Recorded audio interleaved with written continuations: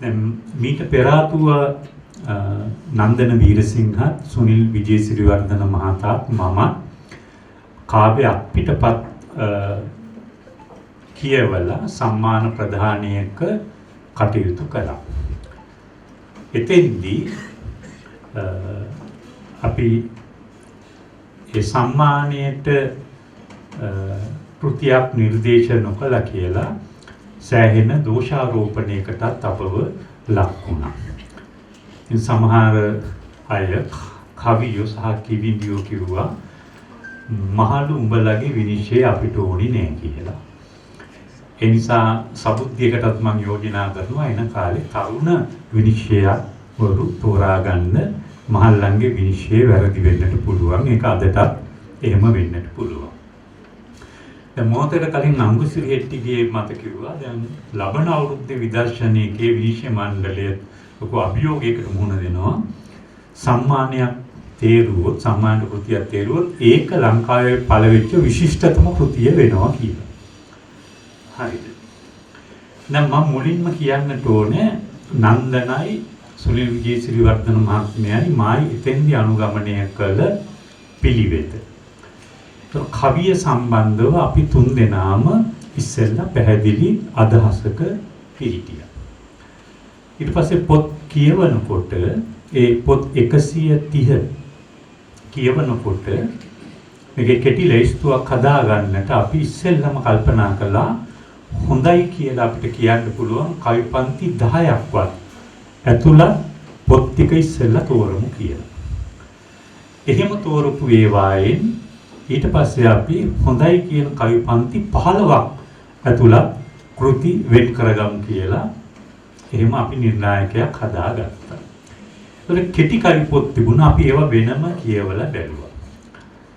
ඊට පස්සේ තමයි අපි දැන් මේ සම්මාන ක්‍රියාවලියට පොත් කියවීම සිද්ධ කළේ. ඉතින් ප්‍රධාන වශයෙන් කියන්නට ඕනේ කාරණා කීපයක්. එතෙන්දිත් අපි සඳහන් කරපු කාරණාමයි සමහර ඒවා. පළවෙනි එක තමයි ඒ පොත් ලියපු අයගේ බහුතරයකගේ හැම කෘතියකම හොඳ කවි තිබුණා. හැබැයි ඒ කෘතියක් සම්මානයට පාත්‍ර කරනකොට මුහුණ දුන්නු ගැටලුව තමයි ඒගොල්ලෝ Tamanගේ කවිත්වය දියුණු කරගත්ත බව ඒ කෘතියෙන් පෙනෙන්නේ.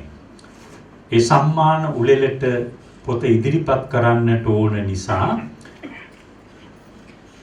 අර හොඳ කවි අතරට තව ඒවා දාලා තියෙනවා. ඒවා ඒගොල්ලෝ සැලකිල්ලෙන් බැලුවා නම් පෙනෙන්නට ඕනේ එකම තේමාවෙන් එයාම ලියපු කවි නැවත ඒකේ තියෙනවා. සමහර ඒවා පුවත්පත්වල පළවෙච්ච ඒවා එහෙමම පිටපත් කරලා දාලා තියෙනවා. හරිද? හරි කලබලයකින් හදිස්සියකින් මේ පොත. ඒක කාව්‍ය සංග්‍රහයක් සම්පාදනය කරනකොට ඉස්පිල්ලා පාපිල්ලා පාසා පරිස්සමින් ඒ ගැන සංවේදී වෙන්නට ඕනේ. ඉතින් අපිට පෙනී ගිය පළවෙනි දේ තමයි හරි හදිස්සියෙන් මේ කවි ලියලා තියෙනවා. හරිම හදිස්සියෙන් කවි ලියලා තියෙනවා. ඒ හුඟා කවි පොත්වල සහ අපි දැන් මේ සබුද්ධිකේ බලපෑයත් අපි දැක්ක එක පොදු දෙයක් තමයි මේකට සුනිල් විජේසිරිවර්ධන මහත්මයාගේ වචනයක් තියෙනවා තේමාත්මක දුගී බව කියලා. හරිද? ඒක ටිකක් සරලව පැහැදිලි කරනවා හැම කවියකම ඊටාම දුක් විඳින අම්මා කෙනෙක් ගැන කවියක් තියෙනවා. දුක් විඳින අම්මා කෙනෙක් ගැන. තාත්තා කෙනෙක් ගැන කවියක් තියෙනවා. එහෙම ඒවා ලිව්වට කමක් නැහැ. හැබැයි එහෙම කවි අපි දැන් කාලයක් තිස්සේ ඒවා කියවලා තිනවා. ඒවමයි නැවත කියන්නේ.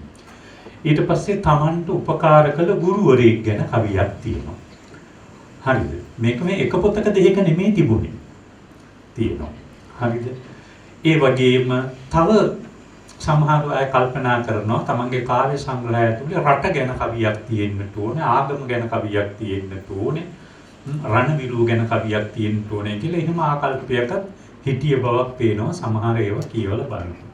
ඒතකොට දැන් මේ සමස්ත කෘතිය ගත්තාම කවියෙක් හැටියට ඔහුගේ සාහිත්‍ය ඥානය හෝ ජීවන දෘෂ්ටිය හෝ සමාජ දෘෂ්ටිය පිළිබඳ අවුලක් ඒ කෘතිය ඇතුළෙන්ම පේනවා. හරිද? ඉතින් ඒකෙන් අපි කළ නිගමනය තමයි කවිය කියන සාහිත්‍යාංගයේ නිමග්න වෙන්නට කවිය හැදෑරීමේ ක්‍රියාවලියෙහි නිමග්න නොවීම. ඒක තමයි ප්‍රධාන වශයෙන් අපට පෙනී ගිය කාරණාව. එතකොට අපි දැන් අපේ නූතන කාව්‍ය සම්ප්‍රදාය අරගත්තොත් මේ නූතන කාව්‍ය සම්ප්‍රදාය වැඩි වර්ධනය වීමට ප්‍රධාන වශයෙන් බලපාපු කවියෝ 3 දෙනෙක් ඉන්නවා. ජී.බී. සේනානායක, ගුණදාස අමරසේකර සහ සිරි ගුණසිංහ. එතකොට මේ තිදෙනාම භාෂා සාහිත්‍ය පිළිබඳ ප්‍රාමාණිකයෝ. ඒගොල්ලෝ මොන ශාස්ත්‍ර වලින් හිටියත් සාහිත්‍ය විචාරාත්මකව කියවන තමන්ගේ නිර්මාණ ශක්තිය දියුණු කරගත්ත උදවිය. මේ තිදෙනාම ද්විභාෂිකයෝ. ඒගොල්ලෝ ඇත්ත වශයෙන්ම උත්සාහ කළේ සිංහල කවිය අලුත් මාවතකට නැඹුරු කරන්නට. හරිද?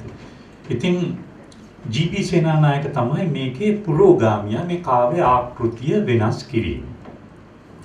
ගුණදාස අමරසේකර මහතා සඳහන් කරලා තියෙනවා සේනානායකගෙන් එතුමාගේ නිර්මාණ ජීවිතයට ලැබිච්ච ආභාසය. කවිය ගැන සඳහන් කරනවා එක තැනක මම සේනානායකගේ කවි අනුකරණය කරමින් තමයි ඉස්සෙල්ලම කවි ලියුවේ.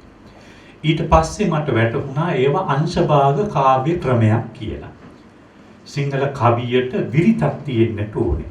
ඒ නිසා මම මේ කාව්‍ය මාර්ගයේ සම්පූර්ණයෙන්ම අතහැරලා විරිතක් සහිත කාව්‍ය මාර්ගයක් තෝරාගත්තා කියලා 1955 දී භාවගීත කියන කාව්‍ය සංග්‍රහය පළ කරමු. භාවගීත කාව්‍ය සංග්‍රහයේ හැම කවියක්ම විරිතකට ලියලා තියෙනවා. හරිද? ලියලා තියෙනවා. දැන් මේ අමරසේකර මහතා මෙතන ඉන්න නිසා නෙමෙයි මම කියන්නේ කාව්‍ය හැදෑරීම කියන එක ඉස්සෙල්ලාම පටන් ගන්න ඕනේ භාවගීත කියවලා නූතන කාව්‍ය ලියන අය. භාවගීත කියවලා. හරිද? එතකොට මේ 55 මේ ඇතිකල ප්‍රවණතාව එහෙම නැත්නම් කවියෙහි ඇතිකල දීප්තිමත් ප්‍රබෝධය කියන එක අමරසේකර මහත්මයාගේ විවිධ අදහස් මතවාද නිසා අපේ තරුණ පරම්පරාව නොසලකා හැරීම. හරිද? එතකොට මේක අපේ පොඩි ගැටලුවක්. එතුමාගේ දේශපාලනික හෝ වෙනත් මතවාද විභාග කරන එක වෙන වැඩක්.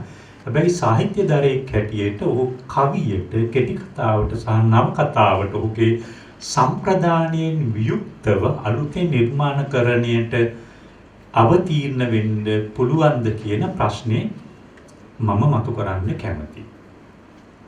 ඒක එකක්. ඊගාව කාරණාව තමයි සිරි ගුණසිංහ. දැන් සිරි ගුණසිංහේ කාව්‍ය මාර්ගය පිළිබඳව අමරසේකර මහතාට දැඩි විවේචනයක් තියෙනවා. ඒවා එතුමා ලිඛිතව පැහැදිලිව පළ කරලා තියෙනවා. ඒ කෙසේ වෙතත් මට පෙනෙන්නේ අපේ කාව්‍ය සම්ප්‍රදාය දිහා බලනකොට මේ තිදෙනා පුරෝගාමීන් තිදෙනා නූතන කාව්‍ය සම්ප්‍රදායයි. පුරෝගාමීන් තිදෙනා. මේ පුරෝගාමීන් තිදෙනාගේ කාව්‍ය මාර්ගයෙන් අමරසේකර අනුදත් මාර්ගය තමයි අඩු වැඩි වශයෙන් දැන හෝ නොදැන අද වෙනකොට බහුතරයක් කවියෝ කිවිදියෝ අනුගමනය කරන්නේ. මේක මම ටික පැහැදිලිව ශාස්ත්‍රීය වශයෙන් ලියලා තියෙනවා. හරිද? විරිතක් සහිතව කවියක් ලියන්න නැඹුරු වීම කියන ප්‍රවණතාව පැහැදිලිව දකින්නට තියෙනවා. හරිද? එතකොට සිරිගුණසිංහගේ කාව්‍ය මාර්ගය ආදර්ශයට ගත් කවියෝ කිවිදියෝ 7-8 දෙනෙකුට වඩා නැහැ. හරිද? ඒකට වෙනම හේතු සාධක තියෙනවා. දැන් 80 දශකයේ ඉතර ආපහු අර ජී.බී. සේනානායකගේ කාව්‍ය මාර්ගය ස්මත්තට එනවා. ඒක එන්නේ ආරිවංශ රණවීර ලියපු කවි වලින්. ඔහු මේ ඔහුගේ කවිය අරගෙන බලනකොට සහ ඔහු ලියලා කියලා තියෙන දේවල් අරගෙන බලනකොට ඔහුගේ කවියට ඔහු යම්කිසි ආකාරයකට ජී.පී. සේනානායක අනුදත් කාව්‍ය ප්‍රවේශයේ පිළිබඳව ඔහුගේ කල්පනාව යොමු කරලා තියෙනවා. ඉතින් රණවීර නූතන කවියට යම්කිසි බලපෑමක් කරනවා විශේෂයෙන්ම ක්ෂුද්‍ර කවි රචනා කිරීම, ඊටාම කෙටි කවි රචනා කිරීම, සංක්ෂිප්ත කවි රචනා කිරීම. ඔහු මේ කටයුත්ත කළේ විශේෂයෙන්ම බටහිර කවිය යම්කිසි ආකාරයකට විචාරාත්මක කියවල හදාරලා ඔහු ඒ ගැන පතපොතක් ලියලා තියෙනවා. ජපන් හයිකු කාව්‍ය සම්ප්‍රදාය හදාරලා ඒ ගැන පතපොත ලියලා තමයි ඔහු ඒ විදිහේ කවි ලියුවේ. හැබැයි දැන් මේ අර අධ්‍යයනයෙන් වියුක්ත ක්‍රියාවලිය ඇතුලේ රණවීරගේ කවියෙන් පොඩි අනර්ථයක් සිද්ධ වුණාද අලුත් කවි ලියන අයට ඊ타ත්ම නරක විදිහේ අනුකරණාත්මක ප්‍රවේශයන් නිසා සෑහෙන දුර්වල කවි වලින් සමන්විත කවි පොත් පළ වෙන ප්‍රවණතාවක් ඇති වෙලා තියෙනවා. ඉතින් මෙතන තමයි මූලික ප්‍රශ්නය. ඇත්තටම කවිය කියන්නේ මොන විදිහේ සාහිත්‍යාංගයක්ද? මට හිතෙන්නේ කවි තමයි ලියන්න අමාරුම. කවි ලියන්න අමාරුම සාහිත්‍යාංගය. පළවෙනි දේ තමයි භාෂා ඥානය කියන එක කවි ලියන්නට අවශ්‍යයි.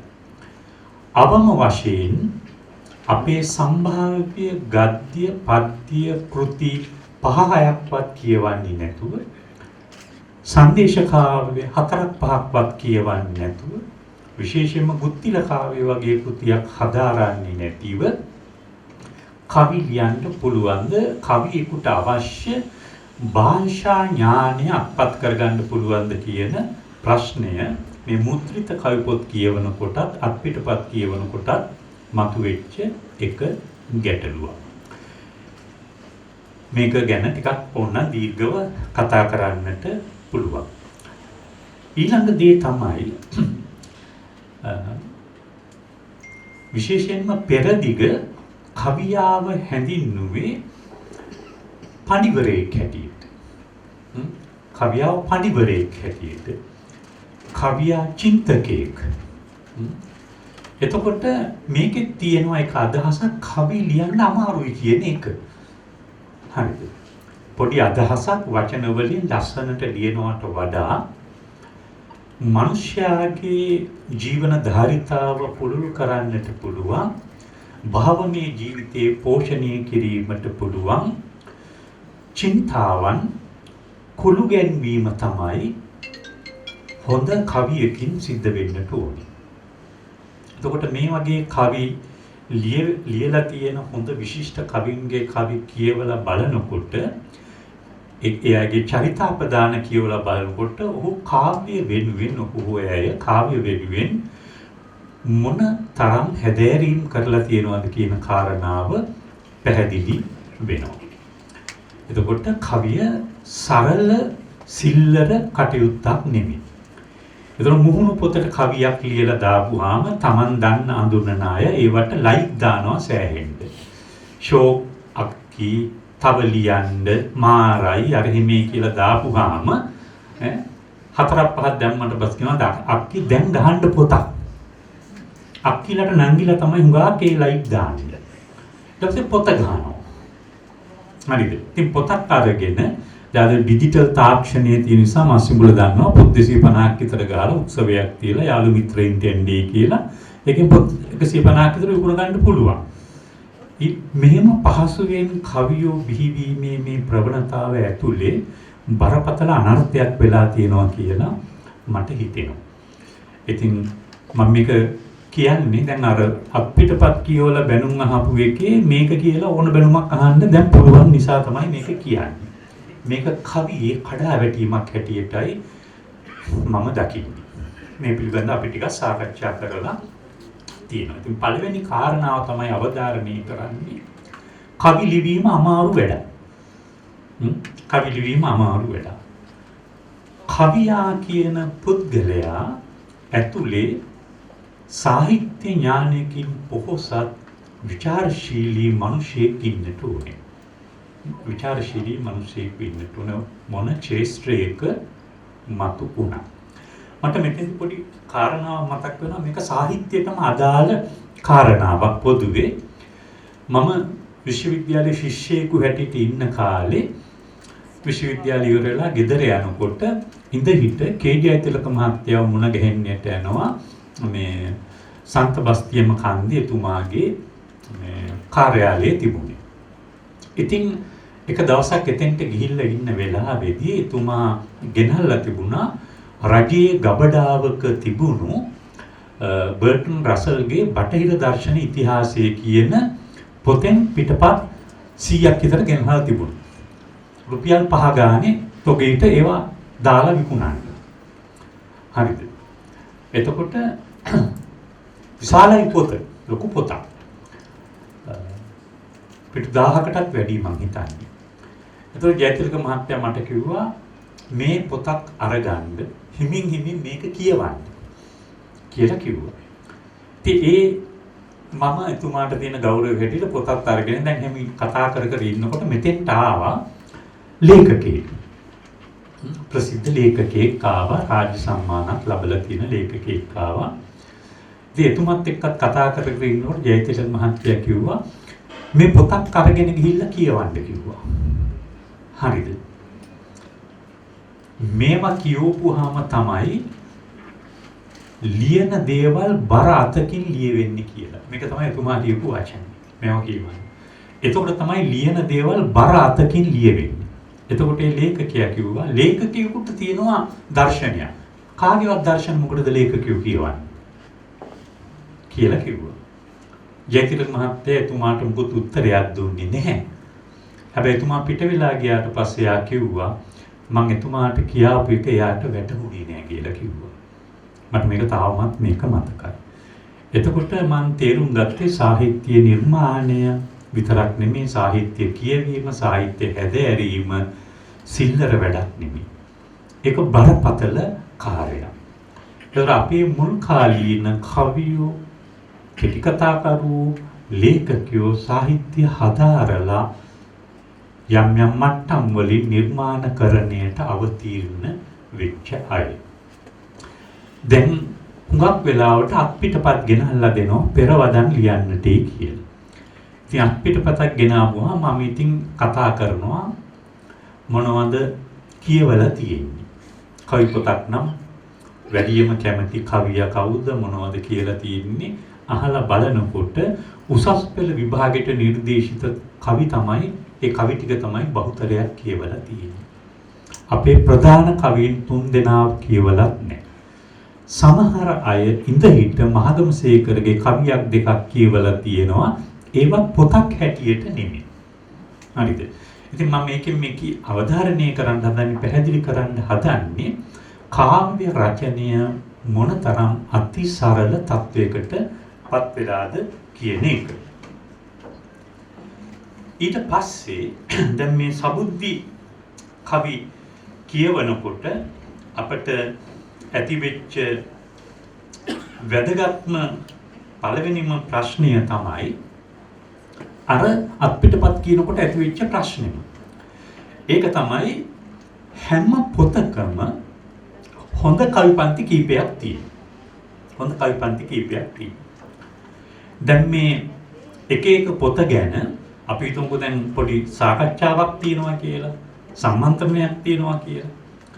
කතා කරන්න කිව්වොත් මට හිතෙන්නේ හුඟා කතිකියෝ කරන්නේ ඒක පොත කියවලා ඒකේ තියෙන හොඳ කවි දෙක තුනක් ගැන කතා කරනවා.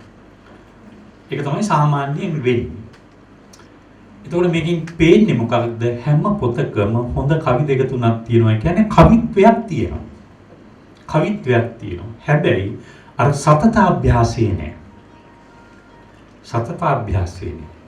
විචාරාත්මක කියවීමක් නැහැ. මේ දෙකෙන් වියුක්තව හොඳ කවියක් ලියන්න පුළුවන්ද කියන ප්‍රශ්නය මතුවෙනවා. ඊළඟ ගැටලුව තමයි දැන් මේ කවි පොත් කියවනකොට අඩු වැඩි වශයෙන් ඊට කලින් ලියවිලා තියෙන කවි අප්‍රමාණව සිහි වෙනවා. මේක එක ගැටලුවක්. එක ගැටලුවක්. ඕනෑවට වඩා කවිය ක්ෂුද්‍ර කරන්නට දරන ප්‍රයත්නයක් තවත් අතකින් කැපී පෙනුණා. දැන් මේ ගැටලුව වැඩියෙන්ම පෙනුනේ මේ කෙටි කවි වල. ඉතින් ඒ අයට හුඟක් වෙලාවට ඒකේ යොදාගෙන තියෙන්නේ හයිකු කවි කියලා තමයි කියන්නේ. ශ්‍රී ලංකා හයිකු කවි කියලාත් පළ වෙනවා, හයිකු කවි කියලා පළ වෙනවා. හරිද? එතකොට මේ හයිකු කාව්‍ය සම්ප්‍රදාය පිළිබඳ සිංහල භාෂාවෙන් ඉතාමත්ම වැදගත් පතපොත ලියවිලා තියෙනවා.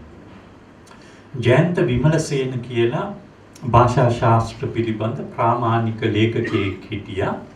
අපේ සාහිත්‍ය විශාල දායකත්වයක් කරපු එතුමා ලොකු කෘතියක් පළ කළා හයිකු කාව්‍ය සම්ප්‍රදාය කියලා. ඒ පරිවර්තනය කරපු කවිත් එතුමාර හයිකු ආකෘතියෙන්ම හරියට මාත්‍රා අනුව ඒකේ සිද්ධාන්තයක් තියෙනවා. ඒ සිද්ධාන්තය අනුව පරිවර්තනය කළා. එතුමා ජපන් කවියක් දාලා, ඒකේ ඉංග්‍රීසි කවියක් දාලා, සිංහල කවියක් දාලා ඒ පිළිබඳ විවරණයකුත් කළා. ඒතර මම හිතන්නේ ඒක තමයි තාමත්ම වැදගත් ශාස්ත්‍රීය සම්ප්‍රදාය හයිකු කාව්‍ය පිළිබඳ දැනුමක් ලබා දෙන එක. ඊට පස්සේ ආරි රාජකරුණා මහතාත් විශාල පොතක් පරිවර්තනය කළා හයිකු කාව්‍ය සම්ප්‍රදාය පිළිබඳ. එතුමා ජපන් භාෂාවෙන්ම හයිකු පරිවර්තනය කළා අර හයිකු ආකෘතියට අනුරූපව. හරිද? ආර්යවංශ කන්නවීර මහතාත් කුඩා පොතක් පරිවර්තනය එතුමා රචනා කළා හයිකු කාව්‍ය මූලික සිද්ධාන්ත පිළිබඳ. දැන් මට හිතෙන්නේ මේ පොත් කියවුවනම් වැරදිනම් සමාවෙන්න කියවුවනම් හයිකු ලියන්න යන්නේ නැහැ. හරිද? හයිකු නමින් කවි ලියන්න කවුරුවත් යන්නේ නැහැ මේ පොත් කියවලා කියලා තිබුණා නම්. ඒ පොත් කියවනකොට මේක කොච්චර බරසාර කාව්‍ය සම්ප්‍රදායක්ද කියන එක දැනෙනවා. අපේ නන්දන වීරසිංහත් පරිවර්තනය කළා මේ කාව්‍ය සංග්‍රහය ඉමෝජි. ඒකත් ඔහු ඉංග්‍රීසි භාෂාවෙන් පරිවර්තනය කළා. දැන් මේවා කියවලා බලනකොට මේ හයිකු කාව්‍ය සම්ප්‍රදාය කියන එක හැල්ලුවට අරගත්ත එක ගැන විශාල කනගාටුවක් ඇති වෙනවා. ඒක එහෙම ලියන්න බෑ. අපි ඒක පොඩ්ඩක් පැත්තකින් රණවීර ඉස්සෙල්ලාම කළේ කවිය පිළිබඳ යා පොඩි මතවාද දෙකක් ඉදිරිපත් කළා. මේ මතවාද දෙකටම අමරසේකර මහතා විරුද්ධයි. එතුමාගේ මතේ ඊටාම පැහැදිලිව පළ කළා. රණවීරගේ එකක් තමයි කවිය සංක්ෂිප්ත වෙන්න ඕනේ කියන මතය. කවිය සංක්ෂිප්ත වෙන්නට ඕනේ කියන මතය.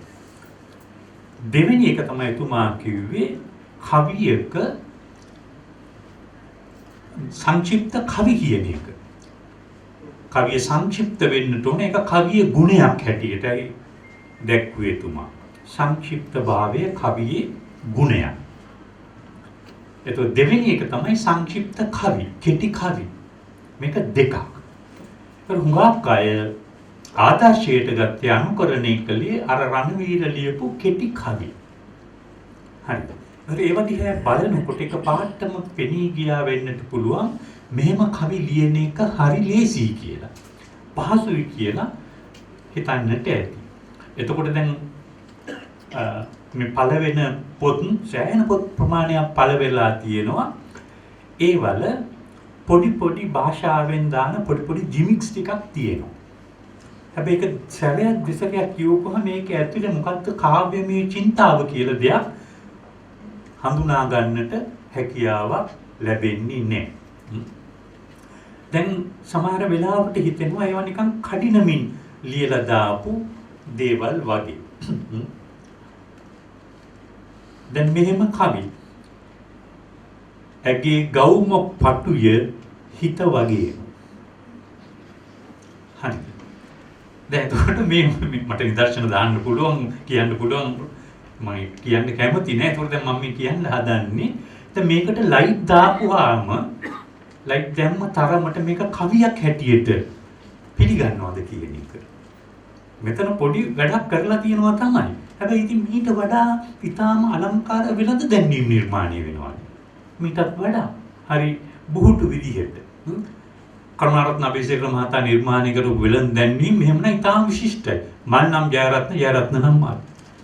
මිනි පෙට්ටි විකුණන්න තමයි මේක හැදුවේ. කොච්චර ප්‍රබලද?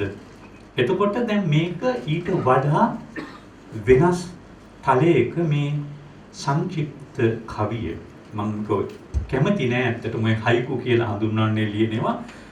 කෙටි කවි ලිවීම කියන එක සංක්ෂිප්ත කවි ලිවීම කියන එක අමාරු වැඩක්. ඒක ටිකක් බැරෑරුම් ලෙස හදාරන්නට ඕනේ කියන එක තමයි මූලික තර්කය. ඊළඟ එක තමයි කවිය කියන එක පිළිබඳ එක වැදගත් දෙයක් තමයි කවියක තියෙන්නට ඕනේ මේක අමරසේකර මහත්මයා අවධාරණය කරන්නේ විරිතක් තියෙන්නට ඕනේ කියන එක. එකක්. හැබැයි ඒ විරිත කියන එක කිව්වට කාව්‍යයේ කිසියම් ආකාරයකට සම්ප්‍රදායක් ඇතුලෙන් උපදිනවා කියන මතය. හරිද? ඒක ගැන අනවබෝධයක් තියෙනවා. ඒක පේන්නේ සාමාන්‍යයෙන් හුදු කතන භාෂාවෙන් තමයි හුඟක් වෙලාවට කවි ලියන්න නැඹුරු වෙලා තියෙන්නේ. තවත් එක දුර්වලකමක් හැටියට අපි දැක්කේ අනවශ්‍ය විදියට කවි දීර්ඝ වීම. අනවශ්‍ය විදියට දීර්ඝ වීම. අර අනවශ්‍ය විදියට කවිය කුඩා වීම දෝෂයක් වගේම අනවශ්‍ය විදියට දීර්ඝ වීමත් දෝෂයක් හැටියටයි සඳහන් කරන්නට කැමතියි. දැන් එතකොට සිද්ධ වෙන්නේ අනවශ්‍ය විදියට දීර්ඝ වීම හරහා කවියා හෝ කිවිඳිය නොදැනුවත්වම එයාගේ අතින් කතන්දරයක් ලියවෙනවා. ඇත්තටම කවියක් ලියන්නේ කතාවක් කියන්න නෙමෙයි. හරිද? ඒතර මේ කතන්දරයක් ලිවීමට නැඹුරු වෙනවා. ඕක එන්නේ කොළඹ යුගයේ කවි වලින්. කොළඹ යුගයේ කවිය දැන් විචාරකයන්ගේ දෝෂ දර්ශනයට ලක් වෙන්නට බලපාපු එක තර්කයක් තමයි මේගොල්ලෝ කවියෙන් කතන්දර කියනවා. කවියෙන් කතන්දර කියනවා. ඒකට ඒගොල්ලන්ට බලපාපු වෙන කාරණාවක් තිබුණා. විශේෂයෙන්ම පුවත්පත කියන මාධ්‍ය ජනප්‍රිය වෙනකොට පුවත්පත්වල ඉතිරි වෙන ඉඩට කවි පළ කිරීමේ ප්‍රවණතාවක් ඇති වෙනවා. එතකොට කවි පන්ති 8ක් 12ක් 16ක් ලියලා එවන්නට ඕනේ. ඒ කවි කොළමක් ලියලා එවන්නේ කිව්වම කවි 16කින් කවි පන්තියක් ලියා එවන්නේ කිව්වම අනිවාර්යයෙන්ම කවියාට සිද්ධ වෙනවා මේක දිග්ගස්සලා ලියන්න. කතන්දරයක් ලියවෙනවාමයි එතකොට. මේ නිසා තමයි කොළඹ යුගයේ කවිවල මේ ලක්ෂණය කැපී පෙනුනේ කතන්දරයක් කියන ලක්ෂණය. හැබැයි ඒකෙන් වියුක්ත වෙලා කවිය ඊට වඩා පොහොසත් සාහිත්‍යාංගයක් බවට පත් වෙනවා. නූතන කවිය සම්බන්ධයෙන් මේ පිළිබඳ වැදගත් සාකච්ඡා සම්මන්ත්‍රණ පවත්වමින් කවිය පිළිබඳ විචාරාත්මක කියවීමක් අපේ සමාජයේ ඇති වෙනවා 80 90 ගණන් වල. ඒකෙන් පිබිදිච්ච අය තමයි හොඳම කවියෝ බවට පත් වෙලා තියෙන්නේ. හොඳම කවියෝ බවට පත් වෙලා තියෙන්නේ. එතකොට දැන් අවම වශයෙන් ඒ කවියන්ගේ කවි ටික හෝ කියන්නේ කියවලා නැතුව විචාරාත්මක කියවලා නැතුව අලුතෙන් කවි ලියන්න උත්සාහ කරන එක කොච්චර ඉදිරි ගමනක් යන්නට හේතු සාධකයක් වෙනවද කියන එක කල්පනා කරලා බලන්නට ඕනේ. ඊළඟ තව එක නිරීක්ෂණයක් තමයි මේක මේ මුද්‍රිත පොත් කියවනකොට මේ සම්මානීය කෘති කියවනකොට තේරුණු දෙයක් තමයි තමන්ගේ කවිය සංස්කරණය නොකිරීම කියන එක. කවිය සංස්කරණය නොකිරීම පළ කරලා තියෙන කවිවල සංස්කරණය නොකිරීම. ඇත්ත වශයෙන්ම පුනරුක්තිය කියන එක පුනරුක්තිය කියන දෝෂයෙන් මිදෙන්නට කවියාටම පුළුවන්කම තියෙන්නට ඕනේ. දැන් පුළුවන්කම තියෙන්නට ඕනේ. ඒකෙන් මිදෙන්නට නම් ඒ කවිය පුළුවන් තරම් උපමට්ටම් කරමින් ඒක සංස්කරණය කරමින් කාලයක් අරගෙන ලියමින් අභ්‍යාස කරන්නට ඕනේ කියලායි මම කල්පනා කරන්නේ. ඉතින් මේක ටිකක් ආයාස කර වෙහෙස කර වැඩක්. ඉක්මනින් පොතක් පළ කරන්න දෙසැම්බර් 31 වෙනිදාට කලින් පොත ලියලා ලේඛනාගාරයේ ලියාපදිංචි කරන්න ඕන වුණාම මේ වැඩේ කරන්න බෑ. හරිද? එහෙනම් දැන් අපේ පළවෙනි ප්‍රධාන පෙළේ කවියෝ ටික අරගත්තාම සිරිගුණසිංහ අමරසේකර ඒ වගේ කවියෝ අරගත්තාම ඒගොල්ලෝ දෙසැම්බර් 31 වෙනිදාට මේක ලියාපදිංචි කරන්න ඕනේ කියලා කවි ලියපු අය නෙමෙයි. හරිද? කවි ලියපු අය නෙමෙයි. ඒතකොට ඒ කාලේ ඔය සම්මාන ලබා ගැනීම කියන කාරණාව අරමුණු කරගෙන පොත් පළ කිරීමකුත් සිද්ධ වුණේ නැහැ. ඉතින් දැන් මේකෙන් වෙන අනර්ථය අපි තේරුම් ගන්නට ඕන. ඒ නිසා මේ සම්මානයක් ප්‍රදානය කිරීම කියන එක තුල කිසියම් ප්‍රමිතියක් නිර්මාණය වෙනවා. ප්‍රමිතියක් නිර්මාණය වෙනවා. එතකොට අලුතෙන් කවි ලියන අය ඒක ආදර්ශයට අරගන්නවා. ඒ නිසා මේ කාරණාව පිළිබඳ ටිකක් බරපතල සාකච්ඡාවක් ඇති වෙන්නට ඕන. ඒ නිසා මම යෝජනා කරන කාරණාව තමයි කාව්‍ය සංස්කරණය කියන එක. කවියක් කියලා කාව්‍ය සංස්කරණය කරනවා කියන එක භාෂාව හදන එක නෙමෙයි. දැන් කවි පොත් ලියලා ඉවරලා ගෙනහලා දෙනවා කවියෝ මේකේ නනලල හදලා දෙන්න පුළුවන්. මේකේ ව්‍යාකරණ දෝෂ තියෙනවද කියලා හදලා දෙන්න පුළුවන්ද කියලා ගෙනහලා දෙනවා. ඒකට දුක හිතෙනවා මෙහෙම ඒවා කියනකොට. හරිද? කවියා සම්බන්ධ පුද්ගලයාට එහෙම දේවල් අහන්න බෑ කියලායි මම කල්පනා කරන්නේ. ඒ කියන්නේ භාෂාව පිළිබඳ මූලික අවබෝධයෙන් වියුක්ත කෙනෙක් කොච්චර සරල විදිහට කවිය තේරුම් ගන්න තියනවද කියන කාරණාවයි මෙතෙන්දී මතුවෙන්නේ.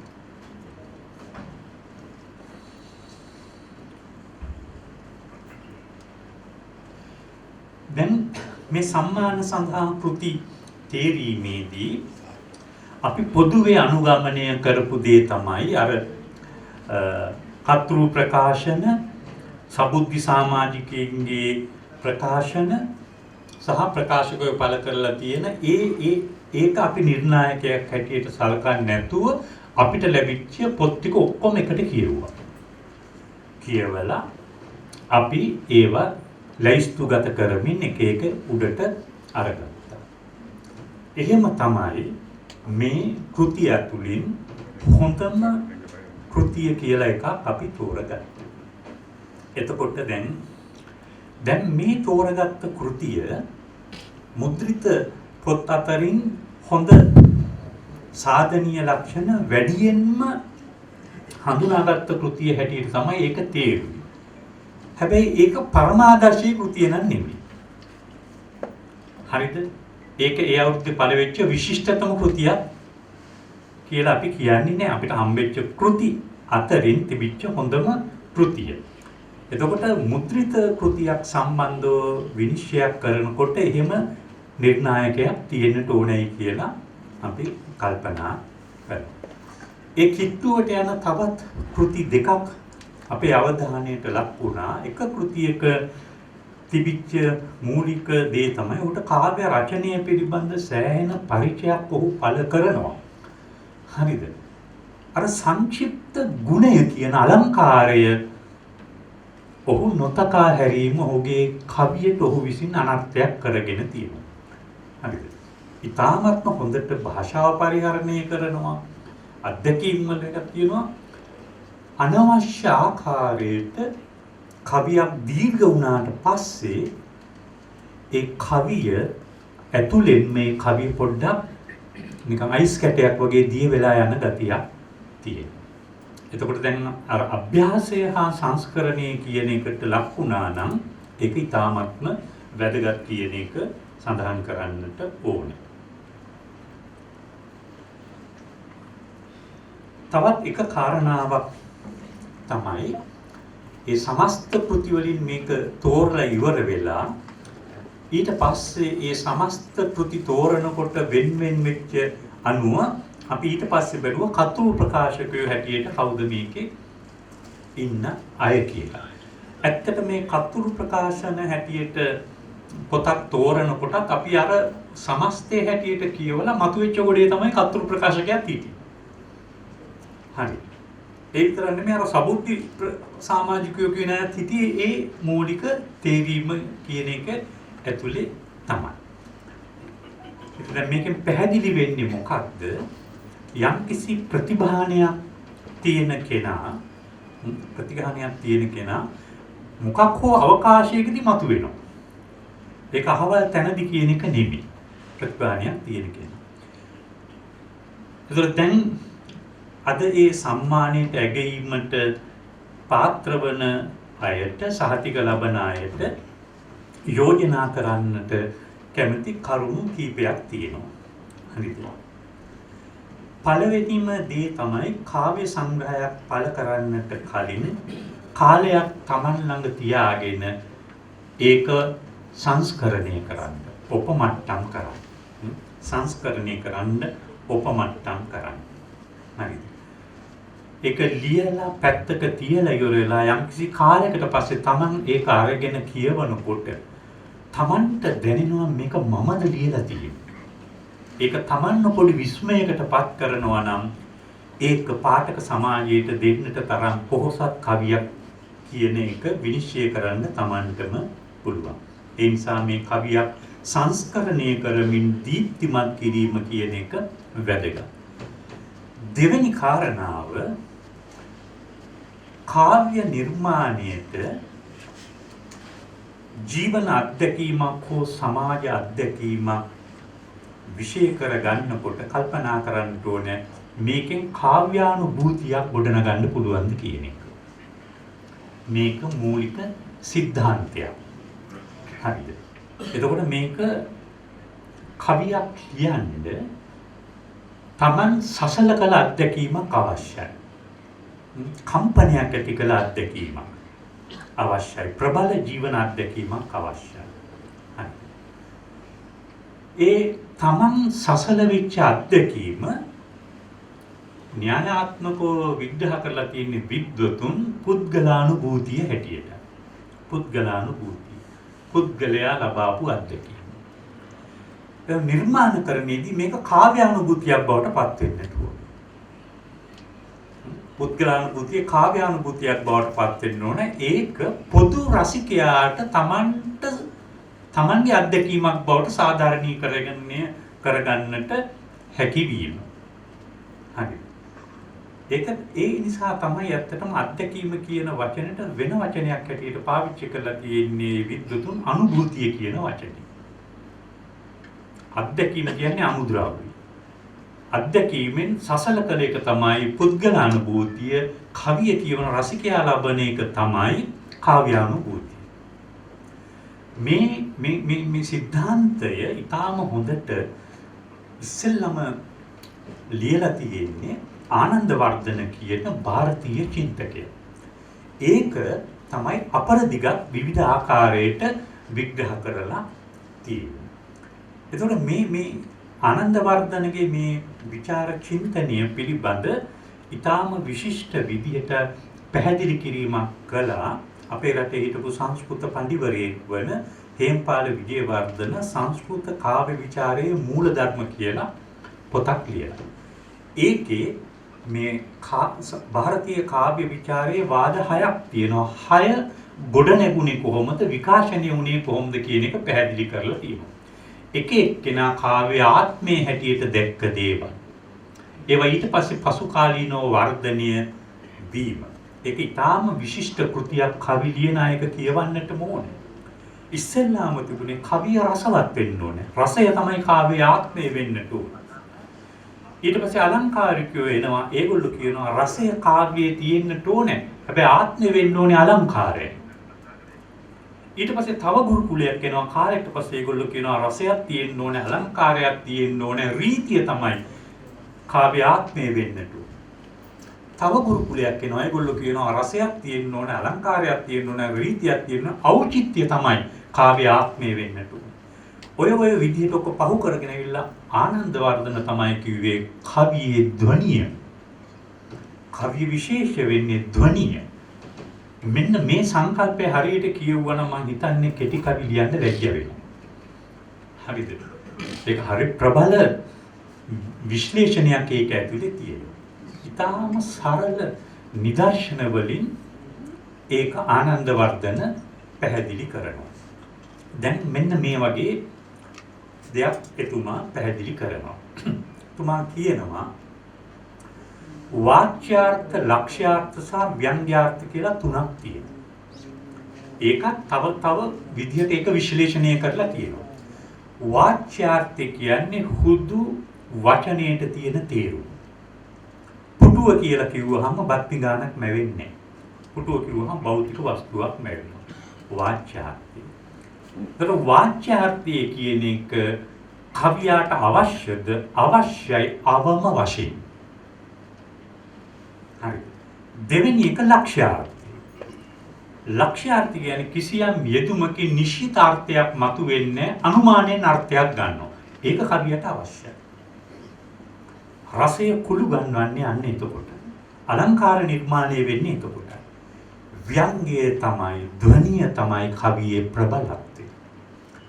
කවිය කියන්නේ සරුවත් එකක් බොනවා වගේ කියවන එකක් නෙමෙයි. කවිය හෙමින් කියවන එකක්. කවියා රසිකයාගේ මනසේ සංකල්ප රූප මැවීම කියන ක්‍රියාවලිය. එක විදිහකට මේක පැහැදිලි කරමින් ආනන්දවර්ධන පඬිවරයා කියනවා කවියා කියන කෙනා නෙමේ අඟවන කෙනා, ධ්වනිත කරන කෙනා. ඔහු ඒකට නිදර්ශනයක් දෙනවා, ජනප්‍රිය නිදර්ශනයක්. ඔක උගන්වනකොට, සාහිත්‍ය උගන්වනකොට උගන්වන දෙයක්. ගෝදාවරී ගංගා තීරයේදී හමු වෙන්න පෙම්වතෙක් සහ පෙම්වතියක් කතිකා කර ගන්නවා. පෙම්වතිය වේලාසනින් ගම් යුරට එනවා. ආවහම ඇය දකිනවා මේ ගම් යුරේ මල් නෙලමින් ඉන්න තාපසයෙක්. මේ තාපසයව දැක්කහම මේ පෙම්වතියගේ හිත කලබල වෙනවා. දැන් Tamanගේ ප්‍රියයා ආපුහාම ඔවුන්ට විසිසේ මෙතන හැසිරෙන්නට විදිහක් නැහැ. තාපසයෙක් ඉන්නවා. ඉතින් තාපසයට යන්න කියලා කියන්නත් බෑ. ඇය කල්පනා කරනවා. කොහොම හරි තාපසයව මෙතන යවා ගන්නට ඕනේ. ඇයට කල්පනාවක් එනවා. මේ ගම් යුරේ බල්ලෙක් ඉන්නවා. මේ බල්ලට තාපසය හරි බයයි. ඇය ගිහිල්ලා තාපසයාට කියනවා පින්වත් තවුස බියක් සැකක් නොමැතිව මල් නෙලන්න. දැන් මෙයාට ඕන කරන්නේ මොකක්ද? තාපසයව මෙතන යවා ගන්න. හරිද? හැබැයි කියන්නේ මොකක්ද? පින්වත් තවුස බියක් සැකක් නොමැතිව මල් නෙලන්න. අද බයින් තුමා කරන්නේ. ඒ බය වෙන්න එපා කියලා කියන්නේ. මේ ගෝදාවරී ගංගා තීරයේ වසන සිංහයා විසින්නේ බල්ලා මරා දමනලා. දැන් එයා නොදැක්ක හිටපු දෙයක් අනාවරණීය කරනවා. එයා දැනගෙන හිටියේ ගෝදාවරී ගංගා තීරයේ බල්ලෙක් ඉන්න බව තමයි තාපසයා දැනගෙන හිටියා. දැනගෙන හිටියේ නෑ සිංහෙක් ඉන්න බව. මේ ගෝදාවරී ගංගා තීරයේ වසන සිංහයා විසින් උන් මරා දමනලා. එතකොට ආනන්දවර්ධන කියන්නේ ධ්වනිය කියන්නේ කියන දේ නෙමෙයි අඟවන දේ. අඟවන දේ, ධ්වනිත කරන දේ. කවියේ චමත්කාරී උත්පාදනය වන්නේ මේ ධ්වනිය හරහා කියන එක තමයි පැහැදිලි. ඉතින් මේක තව විදිහට යනවා. මේක බටහිරට යනකොට මේකේ අර්ථ ධ්වනිය කියන එක තමයි ඊට පස්සේ වර්ධනය වෙන්නේ. ඉතින් හුඟක් ශාස්ත්‍රීය වශයෙන් විග්‍රහ කරන්නට පුළුවන්. ඒතර මගේ එක යෝජනාවක් සහ ඉල්ලීමක් තමයි තමන්ගේ කාව්‍යකරණය දීප්තිමත් කරගන්නට කැමති අය අඩුම ගානේ ආනන්දවර්ධනගේ පරිච්ඡේදයවත් කියවන්න. ಭಾರತೀಯ විචාරකයෝ ඒක පරණයි කියලා හිතන්න එපා. පරණයි කියලා හිතන්නට එපා. හරිද? ඊළඟ වැදගත්ම යෝජනාව තමයි එක ප්‍රවණතාවක් අපි මේ දැක්කා. පොඩි රැඩිකල් ස්වරූපයක් දෙන්න ඕලාරික වදන් හරබ තියෙනවා. ඕලාරික වදන් හරබ. හරිද? ඉතින් ඒක නම් මං හිතන්නේ කවියට පොඩි නිග්‍රහයක් කියලායි මම කල්පනා කරන්නේ. හරිද? දැන් ලිංගිකත්වය වගේ කාරණාවක් සරාගික හැඟීම් කියන දේවල් ස්ත්‍රී පුරුෂ සම්බන්ධතාවල සංකීර්ණ ගැටලු කියන දේවල් කවි ලියන්න හොඳ අත්දැකීම් තමයි. හැබැයි ඒ කවිය ඇතුලෙන් මොකක්ද අපේක්ෂා කරන්නේ? ඒ ජීවන අත්දැකීම පිළිබඳව. හරිද? දැන් මෙන්න මෙතෙන්ද තමයි අර විචාරාත්මක චින්තනය කියන එක අවශ්‍ය වෙන්නේ. දැන් සමහර කෘති කියවනකොට ස්ත්‍රිය සම්බන්ධ ප්‍රතිවිරෝධතා මතුවෙනවා. හරිම ප්‍රගතිශීලී විදිහට ස්ත්‍රිය ගැන බලන එකේ අන්තිම ප්‍රාථමික දෘෂ්ටිවාද කුළු ගන්නවන කවිත් ඒකේ ලියවෙනවා. එහෙම වෙන්න බෑ. අර විචාරාත්මක කියවීම ඇතුලෙන් ලියුණා නම් ඒක එහෙම වෙන්න බෑ කොහොමදවත්. හරිද? තවත් එකක් දැක්ක බොරු ව්‍යාජ ස්ත්‍රී දයාවක් තියෙනවා. ඒ ව්‍යාජය ඒක ඇතුලෙන්ම පේනවා. හරිද? ඒක ඇතුලෙන්ම පේනවා. ඒතර පොඩි සමාජ ප්‍රවණතාවක් ඇති වෙලා තියෙනවා මේ ස්ත්‍රීන්ට වැඩිය මුකුත් කියන්න හොඳ නැහැ. ඒගොල්ලන්ට පොඩ්ඩක් උස්සලා කියන්න ඕනේ. එතකොට තමයි මේක ඇගීමකට ලක්වන්න වගේ කියලා එහෙම එකක් ඇති වෙලා දන්නේ. ඉතින් ස්ත්‍රීන් පිළිබඳව ලියන්න ගියා වැඩියෙන්ම ලියන්නේ ගණිකාව ගැන. ගණිකාව ගැන. එක තාලෙට මේ දුප්පත්කම නිසා ඒ තමන්ගේ ශරීරය වැය කරන අය ගැන කියනවා. ඒකෙත් මහ විශාල ව්‍යාජයක් තියෙනවා. දැන් මහගමසේකර ලියපු කාලේ ගණිකාව අද නැහැ කියලායි. මේක සාමාන්‍ය සමාජ තත්ත්වයක්.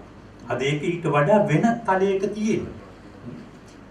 ඒක ගැන කතා කරන්න ගියොත් දීර්ඝ වශයෙන් කතා කරන්නට ඕනේ. ඒතර දැන් මේ අත්දැකීම එක්ක තමන් විඳපු හේකුත් නෙමෙයි. තමන් ඉන්න සමාජයේ යථාර්ථයකුත් නෙමෙයි කියන එක අපිට පේනවා. මේක එක නරක දෙයක්. එතකොට ඒ ගණිකාවක් ළඟට ගිය පුද්ගලයා මේ ඒ කාන්තාවට කරන හිරිහැර. ඉතින් ඒක ඇත්ත වශයෙන්ම ඕලාරික වදන් වලින් පිරීලා. ඒක කවියක් හැටියට පළ කර එකම හරිම සෝචනීයයි. කවියෙකුට තියෙන්න ඕනේ කිසියම් ආකාරයකට තමන් පිළිබඳ ස්වයං ශික්ෂණය. හරිද? එහෙම එකක් තිබුණා නම් මට හිතන්නේ එහෙම ඕලාරික වදන් මතු පිට කියමන් ඒ විදිහට කියන්නේ. එතකොට මේ කිති කවන දේවල් දෙපිට කැපෙන කියුම් ඒවෙන් කවිය රසවත් වෙනවයි කියන වැරදි ආකල්පයක පිටා සිටින බව අපට පෙනී. හාස්‍ය දැනවීම සඳහා කාන්තාවන්ගේ අංගපසංග ගැන කියන ඒවා. මේවා නම් මට හිතෙන්නේ මේ වෙනකොට අපේ සාහිත්‍ය සම්ප්‍රදායෙන් හුඟක් බැහැර වෙලා ඊට වඩා ටිකක් ඉහළ කතිකාවක සාහිත්‍ය කලා සංഭാෂණය කියනවා කියන එක තමයි මේ. දැන් මට වෙන් කරලා තියෙන කාලයේ අවසానයි. ඒ හින්දා මේක මම දීර්ඝ වශයෙන් ලියාගෙන ආවා. මම දැන් කතාව ඉවර කරන්නටයි කල්පනා කරන්නේ. අවසානයේදී මම කියන අවධාරණය කරන කාරණාව මම මුලින් කියපු දේ කාව්‍ය රචනය කියන එක අසීරු වැඩක්. කාව්‍ය රචනයේදී අභ්‍යාසය කියන එක අවශ්‍යයි. කාව්‍ය චින්තනය හැදෑරීම කියන එක අවශ්‍යයි. කවියෙක් වෙන්න විචාරාත්මක කියවීමක් අවශ්‍යයි. ඒක සරලව කියනවා නම් පොදුවේ හොඳට සාහිත්‍ය කියවන්නට ඕනේ. හොඳ සාහිත්‍ය කියවන්නට ඕනේ. සියුම් තැන් හඳුනා ගන්නට පුළුවන් වන්නේ ඒ සාහිත්‍ය කියවීම. ඕනෑම ශාස්ත්‍රයක මේ සාහිත්‍ය කියවීම කියන එක නිර්මාණකාරීදී හරිම වැදගත්. මේක පිළිබඳව මම පොඩි සරල නිදර්ශනයක් කියන්න කැමතියි. මේක මේ අන්තර්ජාලයේ තියෙනවා බලන්නත් පුළුවන්.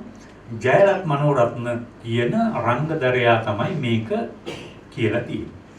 එක සාකච්ඡාවකදී එතුමාගෙන් අහනවා නිවේදිකාවක් ඔබතුමා ශෛලිගත නාට්‍යවලත් රංගපානවා, තාත්වික නාට්‍යවලත් රංගපානවා, ටෙලි නාට්‍යවලත් රංගපානවා. හැබැයි හැම චරිතයකටම ඔබ හරි සාධාරණීය කරලා තියෙනවා මොකක්ද ඔය රංගපෑමේ රහස? ඉතින් මනෝරත්න කියනවා කිසි රහසක් නැහැ. මගේ එහෙම එකක් තියෙනවා නම් ඒකට හේතුව මගේ වෘත්තීය කටයුතු වලින් වියුක්ත හැම වෙලාවකම මම කරන්නේ සාහිත්‍ය කියවන එක. සාහිත්‍ය කියවන. මම පුරුද්දක් හැටියට අලුතෙන් හොඳ පොතක් ආවොත් ඒ පොත අරගෙන කියවන. ඒ පොත කියවන ගමන් මම මේ චරිත මගේ පරිකල්පනයෙන් ගොඩනගා ගන්නවා. ඒක මට මගේ රංගන වෘත්තියට හේතු වෙනවා. ඒ විතරකුත් නෙමෙයි. ඒ සාහිත්‍ය කියවීම හරහා මට මිනිස් චරිත නිරීක්ෂණය කිරීමේ පුරුද්දක් ඇති වෙලා තියෙනවා. ඔහු ඒකට නිදර්ශනයක් කියනවා බොරලස්ගමුවේ හන්දියේ ඉන්නලු කෙසෙල්කම් විකුණන වෙලෙන්දි. එයා හැමදාම කෙසෙල්කම් පළතුරු වෙලෙන්දි. එයා හැමදාම එතනින්ලු මේ ඒව ගන්න. අවුරුදු 50ක විතර වගේ වෙලෙන්දි. ඉතින් දැන් මෙයා කාලයක් තිස්සේ මේ වෙලෙන්දත් එක්ක ගනුදෙනු කළා ජීවිතේට එක දවසක්වත් මූණ දිහා බලලා hina වෙන්නේ නැහැ. හරිද? ඉතින් මනෝරත්නම කියන්නේ අපෝ දැන් මම නළුවෙක් මම මේ ටීවී එකෙත් ඉන්නවා වෙන්නේ මෙයා තමයි දන්නේ නැහැ. මෙයාට කියන්නත් බෑ මම මනෝරත්න කියලා කියන්නත් බෑනේ. ජීවිතේට මූණ බලලා hina වෙන්නේ නැහැ. හැබැයි ඉතින් මෙයා ගාවට මුළු යන්නේ තාම හොඳට පළතුරු එයාට තෝරලා දෙනවා. එක දවසක් ගෙදරින් ගිහුවලු ඕල් කුට්ටු එවරියක් ගේන්නේ. එදා මෙයා කඩේ ගාවට ගිහිල්ලා මට අද කෝලි කුට්ටිය යකනවා. කෝලි කුට්ටු නෑ කියලා හරි බලාගත්තා. මේ හොඳට පේන්න කෝලි කුට්ටුවක් ඉල්ලලා තියෙනවා. මෙයාට මේක තේරුම් ගන්න කාලයක් ගියාලු මේ කෝලි කුට්ටුව හොඳට පැහිලා ඉදෝප එකක් නෙමෙයි. මෙයාට ඒක දෙන්නේ නෑ. ඒතකොට දැන් මෙයා කියනවා මේ මිනිස්සයා කොහොමද කියවන්නේ? මගේ අර සාහිත්‍ය ඥාණයෙන් තමයි මම මේ මිනිහාම කියුවේ. ඒ මිනිහා ගැන මම හිතුවට වඩා වෙන පරිකල්පන ඥානයක මේ මිනිස්සයා ඉන්නේ. ඒ වගේම මිනිහ ජීවිතයේ රස විඳින හැටි මනෝරත්න කියනවා. දවසක් කාන්තාවක් ඇවිල්ලා ඇහවලු මුදලාලි සීනි තියනවා. අල්ලපු කඩේ කිව්වලු. අර ගෑණි බැන ගියා. ඒ කියන්නේ සීනි කේල් තියනවාද කියලා තමයි අහලා තියෙන්නේ. මේකේ සීනි කේලුත් හොඳට තියෙනවලු. අල්ලපු කඩේ. දැන් බලන්න මිනිහා පොඩි ෆන් එකක් ගන්න හැටි, එයා ජීවිතේ රස විඳින හැටි. ඒ විලඳාම කියන එකට එහා ගිය වෙන පොඩි දෙයක් තියෙනවනේ. ඉතින් දැන් මට ඕක ওই මනෝරත්නගේ කතාව හරියට ඒක මේ සාහිත්‍ය කියවීම කියන එක ජීවත් වීමේ පදනමක් වගේ ඥානයක් පුද්ගලයෙකුට අත්පත් කරගන්න. මේ කවියන්ට කිවිලියන්ට මම කියන්නේ කවි ලියන්න. ඔබේ ප්‍රකාශන මාධ්‍ය කවිය නම් කවිය ලියන්න. කවියක් හදාරන්න. අපේ ප්‍රධාන කවි ඉස්සෙල්ලා මම කියන්නේ අපේ සම්භාෂා සාහිත්‍ය කියවන්නට කියලා. හරිද? අපේ මුල් කවීන් කීප දෙනාම කියවන්න. මුල් කවීන් කීප දෙනා මුල් කවීන් කියවනකොට භාව ගීත වලින් පටන් ගන්න. භාව ගීත කෘතියෙන් පටන් ගන්න. ඊගාවට කියවන්න අමල් බිසෝ. අමල් බිසෝ කියවන්න. උයනක හිඳ ලියු කියන ඔය කවි පොත් තුන කියවලා පටන් ගන්න. කවිය කියන සාහිත්‍යාංගයේ පිළිබඳ අවබෝධයක් වගේම Taman අනන්‍ය කවි මගක් තනා ගැනීමට ඒ වගේම මම කියන්නේ සිරිගුරු සිංහත් කියවන්න. සේනානායකත් කියවන්න. ආර්යවංශ රණවිරත් කියවන්න. එහෙම පොදුවේ කියවනකොට Taman කාගේවත් කාබන් පිටපතක් බවට පත් වෙන්නේ නැහැ. සමහරු කියවන්නේ මහත්ම සේකර විතරයි. එතකොට සේකරගේ කවිමයි එයාගේ කවි පොත ඇතුලෙන් මතුවෙන්නේ. එහෙම වෙන්න බෑ. කවියෙකුට තියෙන්න ඕනේ අනන්‍යතාවක්. අනන්‍යතාවක් තියෙන්න ඕනේ. ඒක දිනු කරගන්න ඕනේ. ඒතර කවිය හදාරන්න ඕනේ. පොදුවේ සාහිත්‍ය කියවන්නට ඕනේ. ඉතින් මම ඊට වඩා යමක් කියන්නේ නෑ. මම කියපු දේවල් වලින් නොමනා දේවල් කියුණා නම් ඒක මහලු මිනිහෙකුගේ නොමනා කතාවක් හැටියට අවඥාවෙන් බැහැර කරන්නයි කියලා ඉල්ලා සිටිනවා. කොහොමද?